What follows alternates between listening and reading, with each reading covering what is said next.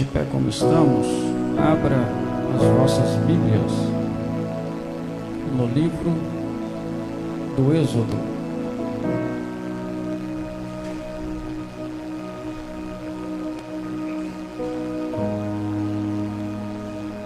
Capítulo de número 4.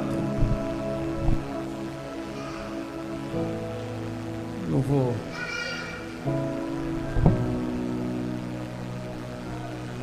vou sintetizar aqui o texto lido, mas os irmãos permaneçam com a Bíblia aberta, tá? Por favor. Capítulo 4 do livro do Êxodo, versículos 1 e 2. Diz assim: Então respondeu Moisés e disse: Mas eis que me não crerão, nem ouvirão a minha voz, porque dirão: o Senhor não te apareceu. Versículo 2: E o Senhor disse-lhe: Que é isso na tua mão? E ele disse: uma vara. Diga assim: uma vara. Amém. Tome seu assento. Deus abençoe a vida de todos quantos conseguiram chegar no culto de ceia. Muita gente não conseguiu chegar. Eu quero também tornar conhecido à igreja que o nosso rol de obreiros foi acrescentado e fortalecido por mais alguns nessa nossa última convenção. Nós tivemos aí, eu vou falar o nome, aí fica em pé, tá? Mas se eu esquecer o Nogueira, me ajuda. Nós tivemos a evangelista, a diaconisa Ivone, que foi consagrada a evangelista. Tivemos a diaconisa Joiciane, que fora consagrada a evangelista. Tivemos a irmã Sandra, que fora consagrada a evangelista. Tivemos a separação da diaconisa Vanusa Vieira, diácono Janderson, diácono Luciano, presbítero de diácono para presbítero Edson. Quem mais? E a irmã Maricélia, a diaconisa, e a irmã Ceilde também, a diaconisa. Mais alguém? E a Keila, que está trabalhando, a cooperadora, a Keila, né? Cooperadora. Só isso? Amém. Os irmãos estão contentes pela vida dos servos do Senhor? Amém.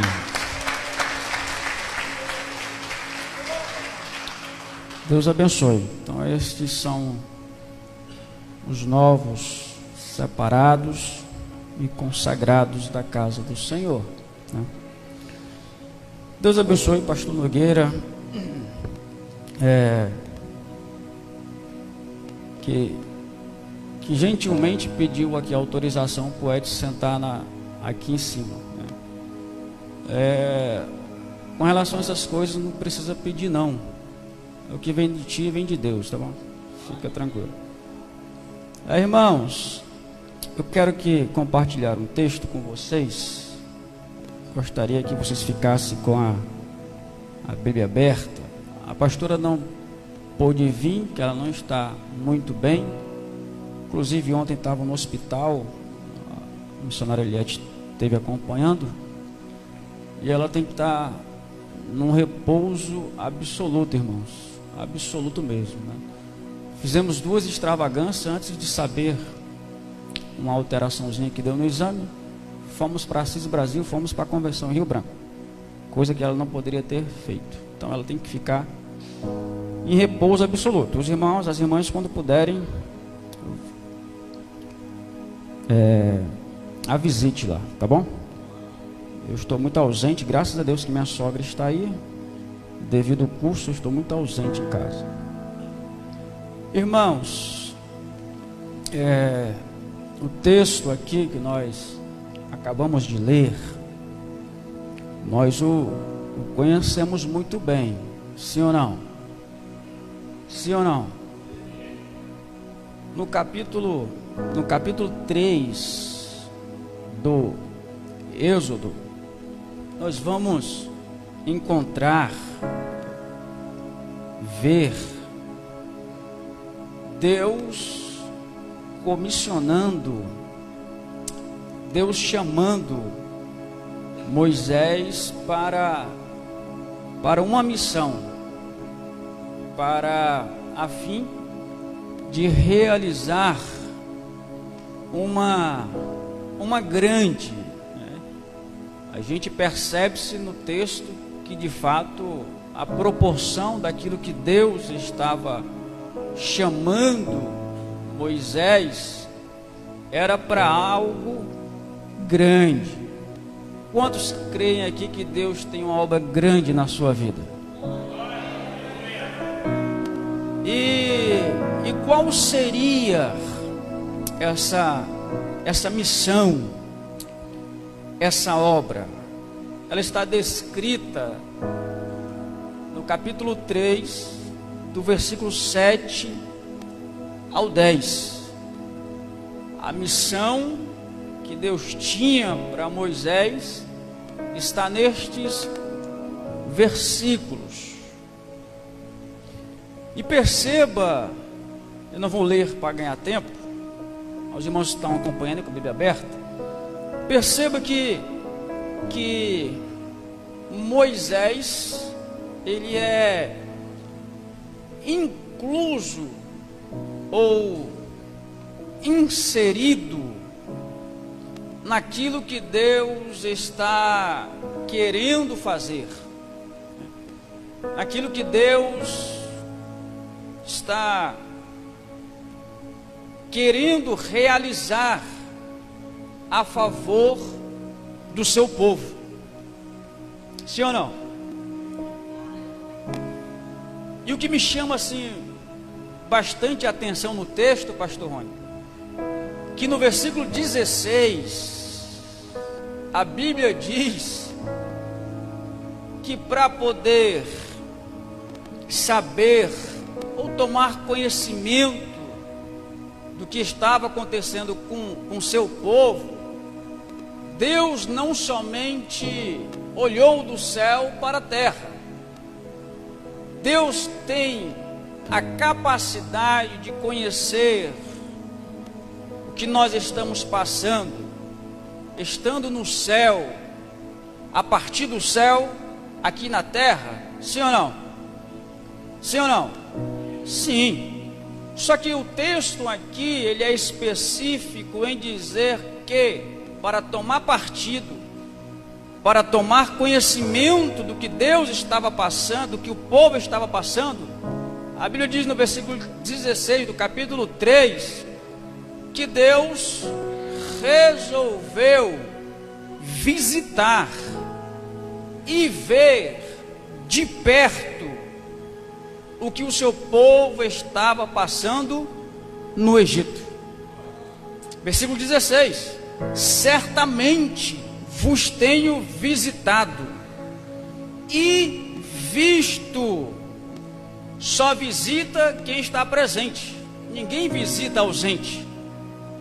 Eu vos tenho visitado e visto que vos é feito no Egito, na terra do Egito. Aqui no texto, o que Deus tem para realizar conta com a participação ou com a instrumentalidade de Moisés. Isso é importante. O Pedro me mandou um videozinho curto, E o que eu consigo lembrar, se nós pegarmos aqui um violão, ou se nem pegarmos ou vermos o violão ali, ele é apenas um violão. Se colocarmos este violão nas mãos do Mateuzinho, torna-se um brinquedo. Se colocar o violão nas minhas mãos, vai servir pelo menos para mim enxotar cachorro, bater em cachorro. Mas se um violão está nas mãos de um músico, ele o usa. E quando o violão é usado por quem sabe, a partir daí ele torna-se um instrumento. Então Moisés vai tornar-se um instrumento. Por quê? Porque Deus está querendo usá-lo. Ninguém é um instrumento de Deus se por Deus não está sendo usado. Moisés, o homem que Deus está chamando para realizar o que está descrito no versículo 10, põe o versículo 10 do capítulo 3, Moisés, está sendo a resposta. Moisés está sendo o socorro, a solução para uma necessidade que está diante de Deus. Para uma necessidade que está diante dos olhos de Deus, quando ele diz: tenho visto, versículo 7, atentamente a aflição do meu, escute isso, para nós iniciarmos aqui o nosso entendimento. A gente, irmãos, precisa não errar quanto a isso. De quê? Que nós, diga assim, nós fomos chamados para sermos agentes ativos de Deus. Eu estou dizendo que nós fomos chamados para sermos agentes ativos e não passivos. Agentes passivos de Deus. É por isso que Jesus compara-nos como sal e luz, agentes passivos que influencia o meio em que está inseridos, agentes ativos.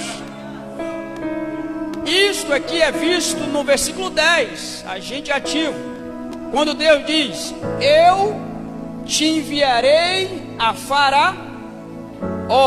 Não é que Deus traria a ele para que ele fizesse.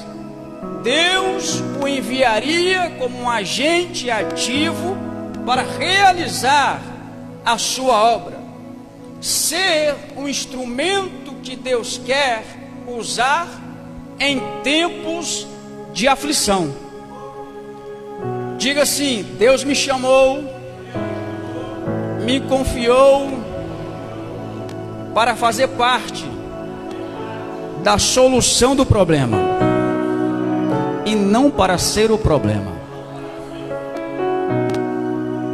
Deus está projetando Moisés para fazer parte da solução de uma necessidade que ele mesmo, quando desceu e visitou o seu povo, ele percebeu. E Ele quer agora atender esta necessidade, resolver esse problema. Então Moisés está sendo como nós, somos chamados para fazer parte da solução dos inúmeros problemas que demanda a obra de Deus, do que Deus quer solucionar. Lembra de Jonas? Quando Deus chamou o profeta Jonas para pregar em Nínive, Jonas foi para resolver um problema. Qual era? Apregoar arrependimento a fim de salvar os moradores daquela cidade. Deus chamou Jonas para resolver o problema, porém Deus teve dois problemas.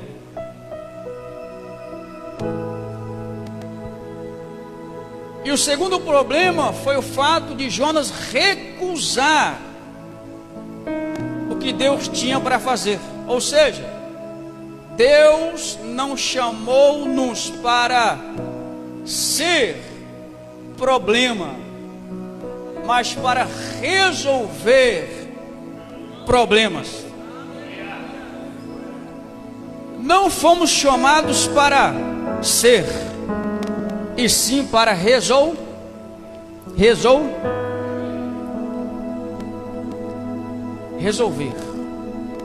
E não ser o problema.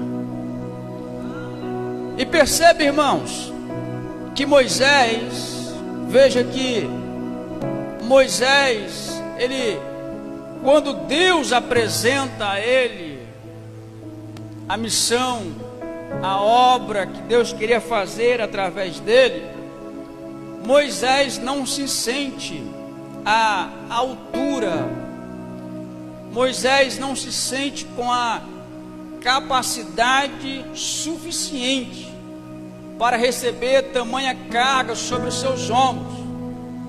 E diante do desafio, a gente percebe no texto, ele dizendo no versículo 11: quem sou eu? Deus está dizendo: tu é um agente ativo, vou te enviar. E Moisés diz, no versículo posterior: quem sou eu? Ou seja, Moisés põe na balança a obra que Deus o estava chamando para fazer, e ele percebe que não era capaz para tal. Isto se dá, irmãos, quando a gente, ou nós olhamos para o desafio que Deus nos chamou, de imediato a gente percebe que não dá conta. Assim como Moisés, ver que o que Deus tem é superior à nossa capacidade de suportar. E veja que no versículo 12 do capítulo 3, dá para perceber que Deus vai tirar, ou fazer com que Moisés tire a sua atenção daquilo que está em sua frente, que era o desafio, que era a missão, que era a obra a ser feita, descrito no versículo 10. E Deus coloca a sua atenção naquele que lhe está chamando. E isto é visto no versículo 12, quando Deus diz: Moisés, certamente eu serei contigo. Tu está achando que não vai dar conta, mas tenha por certo, eu serei contigo. Ou seja, Moisés, não é tu, sou eu através de ti. Moisés, fica tranquilo, que eu capacito aquele a quem eu chamo.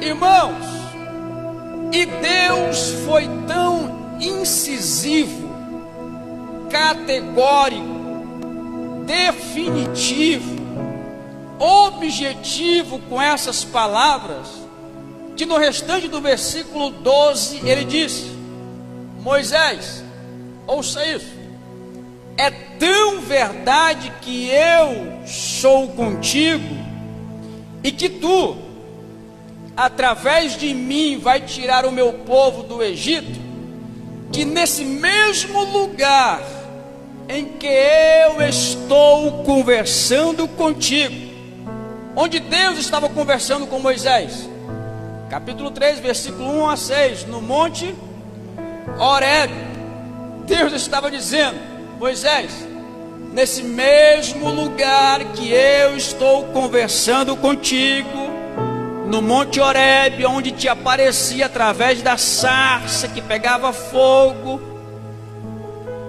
tu vai vir com o povo, e aqui nesse mesmo lugar que tu estás duvidoso do que eu estou falando, tu vai me dar uma festa. Capítulo 5, versículo 1. A festa que Deus iria fazer. Moisés, Deus está dizendo a Moisés, e a ideia de servir, no capítulo 12, a Deus, era dar a Deus uma festa. Escute isso, receba essa palavra profética nesta noite. Você crê que neste mesmo lugar que Deus tem falado contigo, você ainda vai dar um culto de ação de graças pelo que Deus te prometeu que faria, irá fazer.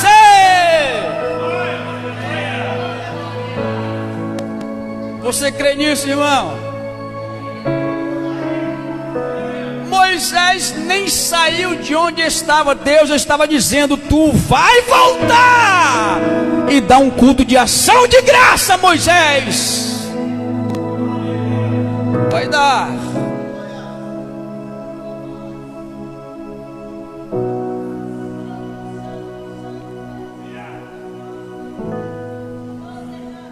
Aleluia. Não é basicamente sobre isso que eu quero falar, mas ouça. Veja que a conversa sobre Deus fazer Moisés entender que Deus seria com ele quando ele estivesse no Egito.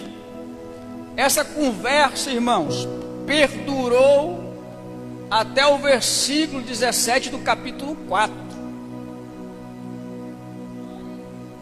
Irmãos, foi um diálogo longo, porque Moisés olhava para o desafio, olhava para ele e dizia: não dou conta, não consigo. Moisés ouvia Deus, e de Deus ele tinha que falar para o povo. Ele diz: não sei falar, não dou conta. E Deus, a partir do capítulo 4, teve que assegurar ou dar a Moisés uma garantia de que ele pudesse crer quando Moisés estivesse lá e apresentasse no Egito 2 sinais. Diga assim: 2 sinais. 2 sinais que Deus haveria de fazer. O primeiro sinal, que era lançar a vara no chão, e a vara tornar-se-ia numa serpente, e depois a vara, quando Moisés pegasse, voltaria a ser a vara. O segundo sinal era meter a mão, esconder a mão. Quando ele tirasse, estaria leprosa. Ele ia tornar a colocar a mão. Quando tirasse, estaria sarada.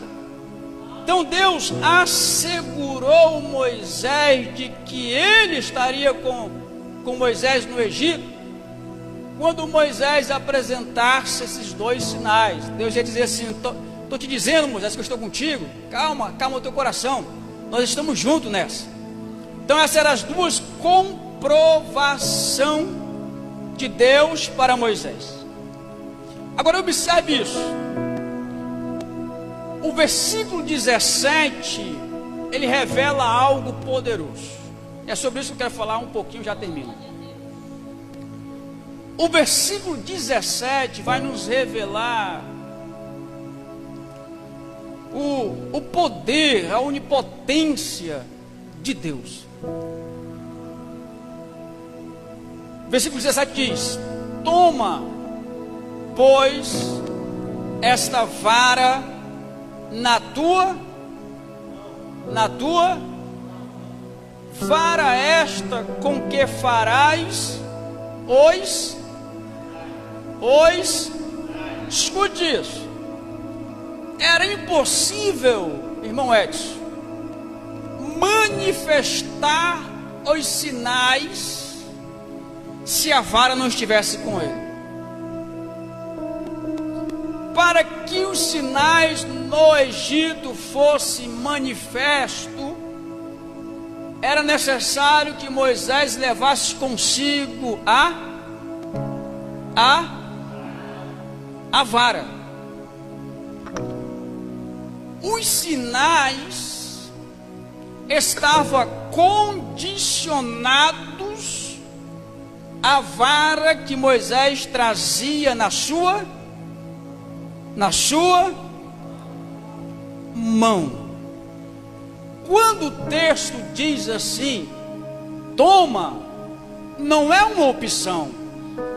Não é Deus dizendo assim, se puder, leva, se quiser, leva. Não, é um imperativo, uma ordem. Deus estava dizendo: no Egito, sem vara, não vai haver sinal nenhum. É como se Deus estivesse dizendo: Moisés, pode esquecer tudo, até pão e água, mas não esquece a vara, porque os sinais dependem da vara. Olha para quem está do seu lado e diga assim: cadê tua vara? Irmãos, o texto é interessante. Com tudo isso que Deus estava assegurando Moisés, Moisés ainda apela a Deus. E Deus permite uma vontade permissiva, que o irmão de Moisés, Arão, fosse seu porta-voz. Deus falava com Moisés, Moisés falava com Arão, Arão falava a Faraó. Deus falava com Moisés, falava e Arão falava ao povo. Arão era o porta-voz porém a vara estava com quem? Arão era o porta-voz, mas a vara estava com Moisés, quem ouvia Deus. Não adiantava Arão chegar lá e falar o que quisesse falar por si só. Ele tinha que ouvir primeiro quem estava com a vara na mão.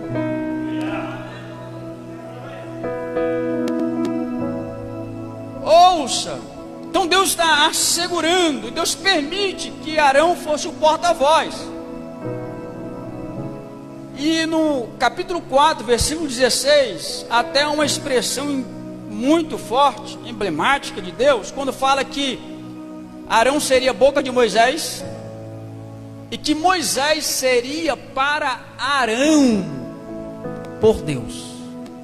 Não é que Moisés seria Deus diante do povo faraó, é que para Arão Moisés seria como Deus. Ou seja, só poderia Arão reproduzir o que Moisés falava, porque o que saía da boca de Moisés era a mesma coisa do que saía da boca de Deus.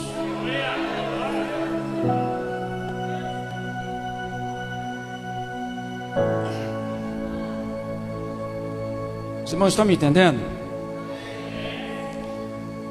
O negócio que a gente está acostumado a dar ouvidos a quem não tem a vara na mão.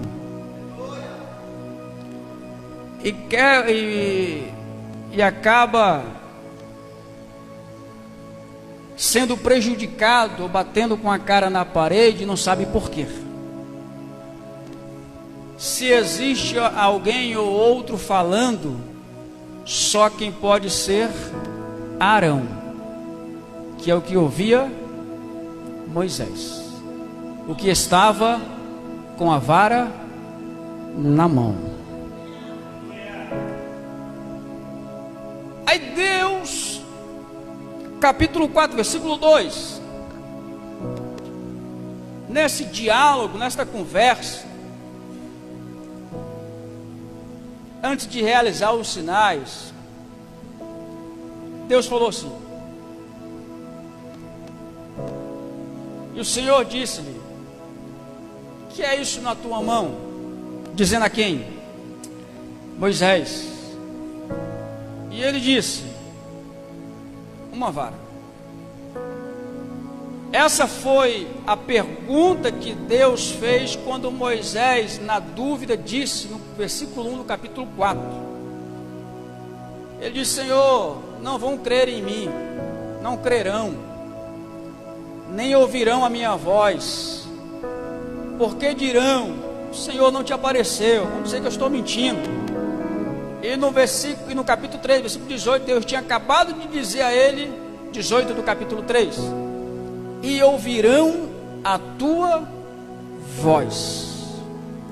Moisés seria ouvido, porém não seria atendido de imediato, conforme Deus havia falado nos versículos 19 ao 22 do capítulo 3, porque a intenção de Deus não era apenas tirar o povo de lá, mas principalmente manifestar, segundo o versículo 25, as suas maravilhas, a fim de ser glorificado em toda a terra do Egito.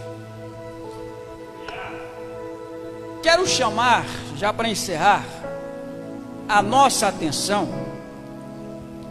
que a partir da ordem de Deus, no capítulo 4, versículo 17, toma, pois, esta vara na tua mão, ou seja, vai, mas não vai sem a vara. Os sinais estão interligados, condicionados à vara. Perceba isso. Antes do capítulo 4, versículo 3 e versículo 17, a vara que Moisés levava era apenas uma simples vara, que ele usava para apacentar, para tocar o rebanho do seu sogro Jetro, conforme o versículo 1 do capítulo 3.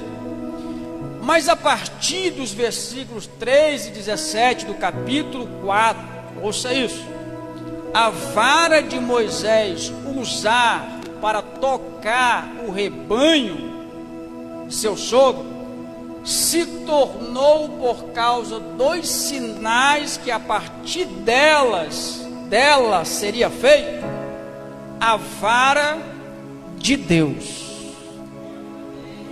Capítulo 4, versículo 20, diga assim: o que Moisés tem nas mãos é a vara de Deus. Moisés tomou a vara de na sua.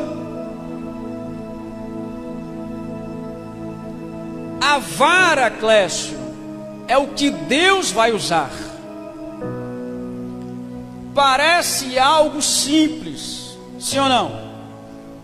Insignificante, sem aparência, sem formosura nenhuma, mas é o que Deus vai usar. A vara que era de Moisés, a vara que era minha, agora é vara de Deus. Ouça isso. Deus já colocou em suas mãos o que você precisa fazer, o que Ele te mandou para fazer. E pastor, o que é essa vara de Deus em minhas mãos, que Deus me confiou? O teclado é uma vara de Deus. A bateria é uma vara que Deus usa. O seu cargo ministerial é uma vara. A sua intercessão, oração, jejum é uma vara que Deus usa para manifestar os seus sinais. A vara é tudo aquilo que Deus te confiou nas mãos para que você pudesse realizar o que Ele tem para realizar através da sua vida. A porta é a vara de Deus para os porteiros. Os irmãos estão me entendendo? Lembra quando Golias desprezou a Davi, e o desprezou em virtude de ele ir contra o gigante com uma vara na mão, com um cajado na mão.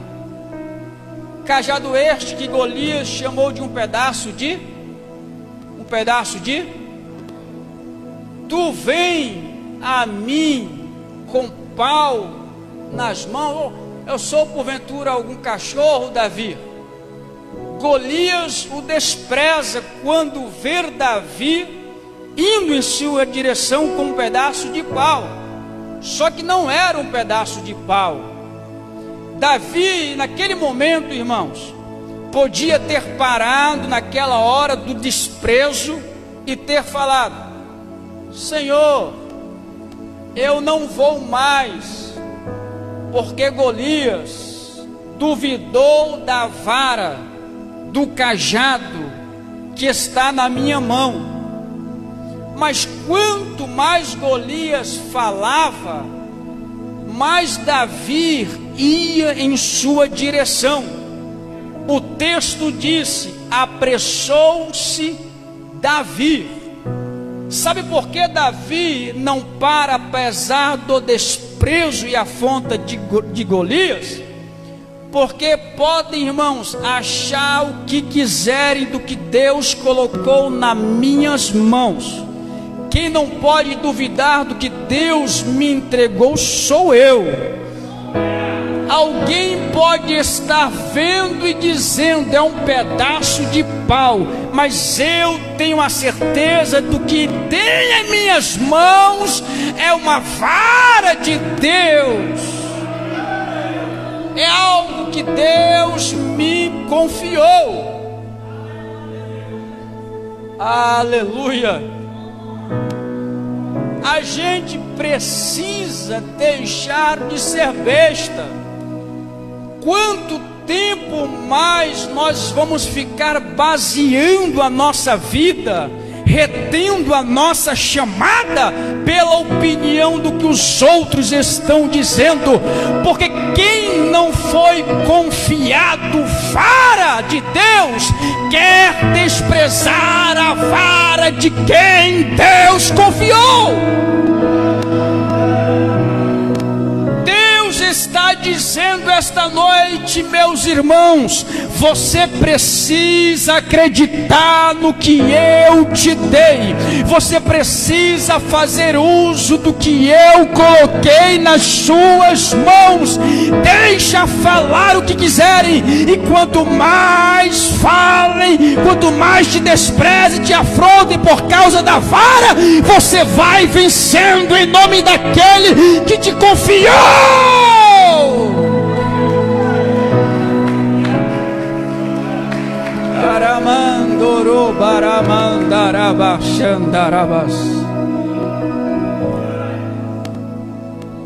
Quando se entende que não é pelo que faço, mas pelo que Deus está fazendo através do que Ele pôs na minha mão, quando se entende isso, a gente obedece a ordens absurdas. Fique de pé.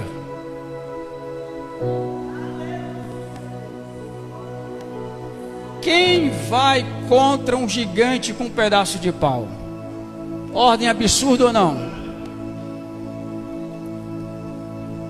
Quando se entende isso, que a vara que me foi confiada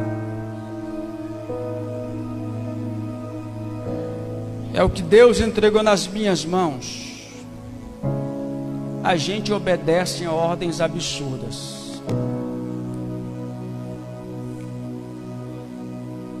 A gente obedece a ordens aparentemente impossíveis. Sabe qual foi a ordem que Moisés recebeu absurda de Deus com relação à vara? Sabe qual foi? Está Moisés já indo em direção ao culto de ação de graças, fora dos portões do Egito. Deus agora o quer usar, ou quer usar aquilo que Ele entregou nas mãos de Moisés. Ao povo se depara com um grande mar vermelho, o mar, e eles se vê no local chamado Pi-Airote, que quer dizer beco sem saída. Não tinha saída, não tinha para onde ir, para onde correr. Os egípcios vinham atrás, rangendo os dentes para capturá-los. Aí, diante daquele alvoroço, daquele tumulto, alguns querendo voltar atrás, Deus disse para Moisés: Moisés, a vara.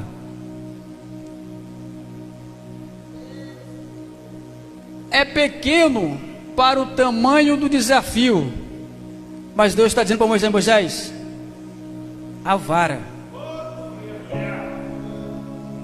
Mas Senhor, a vara diante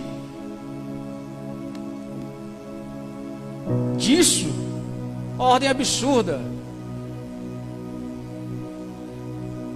Moisés, não para a marcha não.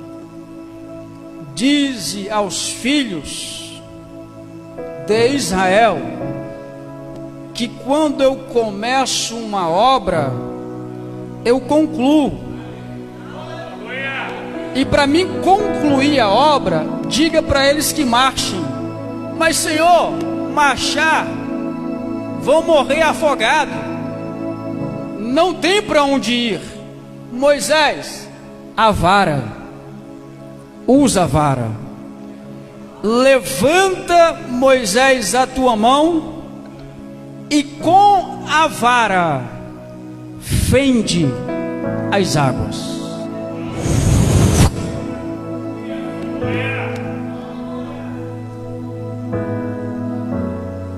E o mar se abriu. Não existe limites para quem Deus confiou a vara.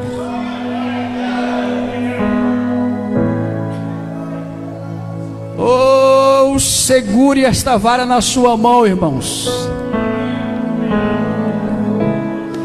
Não é sua, é de Deus. Foi Deus que te deu. Foi Deus quem te entregou. É Deus que vai fazer, é Deus que vai realizar.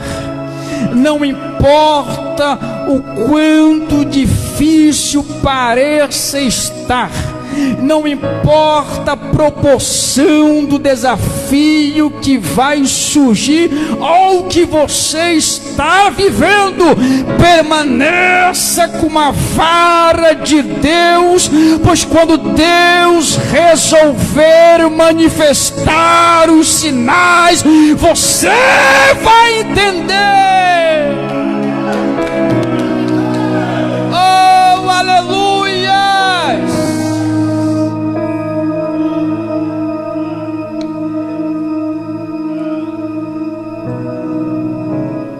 Não larga a vara.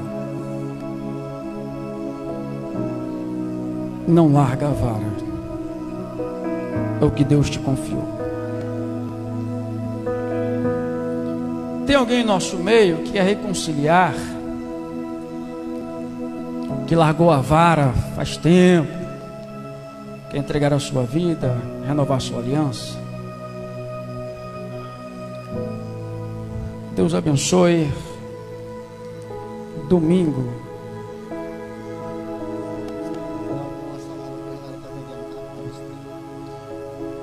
nós temos nosso culto da família às 18 horas.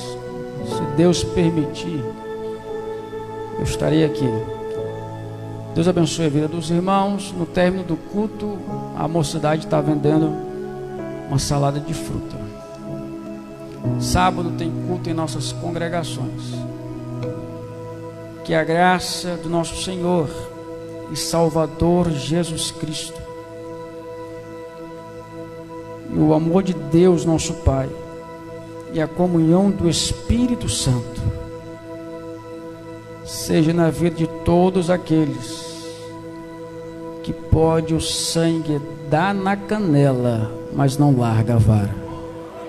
Deus te abençoe. Dá um abraço nesse seu irmão, diga: não larga a vara. A vara é de Deus. Vá lá nas redes sociais, postem lá.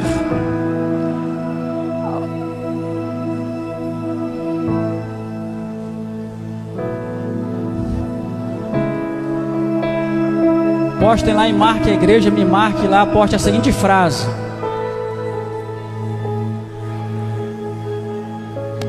postem assim: a vara é de Deus.